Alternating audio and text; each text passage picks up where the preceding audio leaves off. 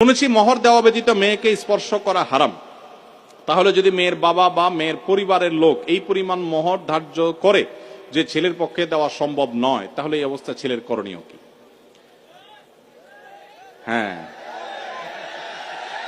বুঝছি আমি, প্রশ্ন কমন পায়ে পড়ে গেছে, এই তো। আচ্ছা শুনেন, যারা ঠিক ঠিক করছে এইসব হয় আবিয়াত্তা পুরুষ, আর না হলে বিয়ে করে বেচারা ফাইসা গেছে। শুনেন, ভালো করে শুনেন। প্রথম কথা হলো যে মোহর দেওয়া ছাড়া স্ত্রীকে স্পর্শ করা হারাম, এ কথা ভুল।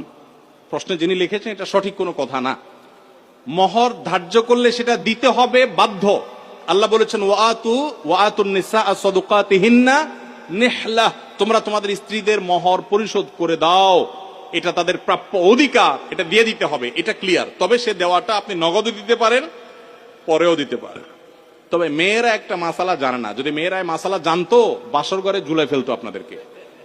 মাসালাটা হলো, যদি কোনো মেয়ে দাবি করে যে মোহর যা ধার্য হয়েছে, আপনি আমার স্বামী, সবই ঠিক আছে, আগে মোহর ফেলেন তারপরে সামনে আগান, এটা যদি কোনো মেয়ে বলতে চায়, ইসলাম তাকে সম্পূর্ণ সেই অধিকার দিয়েছে।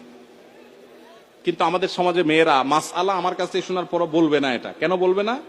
কারণ আমাদের সমাজে পুরুষগুলো এমন রাক্ষসের মতো এবং এমন জালিম, এমন অত্যাচারী, বেশিরভাগ, সবার কথা বলছি না, যে এই কথা যদি মেয়ে বলে বাসর রাতে, ঠিক আছে স্বামী, সবই ঠিক আছে, আপনার সাথে আমার বিয়ে হয়েছে, সব ঠিক আছে, মোহর ধার্য হয়েছে, এটা আমার প্রাপ্য, আল্লাহ কোরআনে বলছেন, অতএব এটা দিয়ে দেন। ছেলে বাসর থেকে পালায় দৌড় দিবে, বলবে এই মেয়ে বাসর রাতে এখনই অবস্থা করতেছে, আল্লাহ জানে আমারে কোথায় ঝুলায়। ঠিক না বেঠিক? অথচ এটা ঠিক না। সব কথাই তো ঠিক ঠিক বলেন। এ ওয়াজ মাহফিলের একটা সমস্যা হলো, ঠিক হলেও ঠিক, ঠিক না বেঠিক? এটাও ঠিক। আচ্ছা যাক, শুনেন, নবী করিম সাল্লাল্লাহু আলাইহি সাল্লামের মেয়ে, ভালো করে শুনে রাখেন, নবী করিম সাল্লাল্লাহু আলাইহি সাল্লামের কন্যা ফাতেমা রাদিয়াল্লাহু তাআলা আনহা, তার বিয়ে হয়েছে কার সাথে? আল্লাহু আকবার, আলী রাদিয়াল্লাহু তাআলার মতো ইসলামের খলিফার সাথে তার বিয়ে।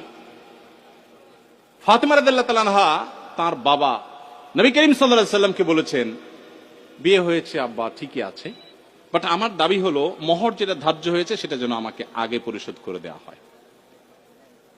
আজ আমাদের সমাজে মেয়েদের সে অধিকার দেই আমরা? এই সমাজের সবচেয়ে বেশি অবিচার আমরা পুরুষরা মেয়েদের প্রতি করে থাকি। বিয়ে করেছেন আর মোহর পরিপূর্ণ পরিশোধ করছেন, এরকম বাপের বেটা যারা, তারা হাত তোলেন। কয়টা বাপের বেটা দেখছেন এখানে?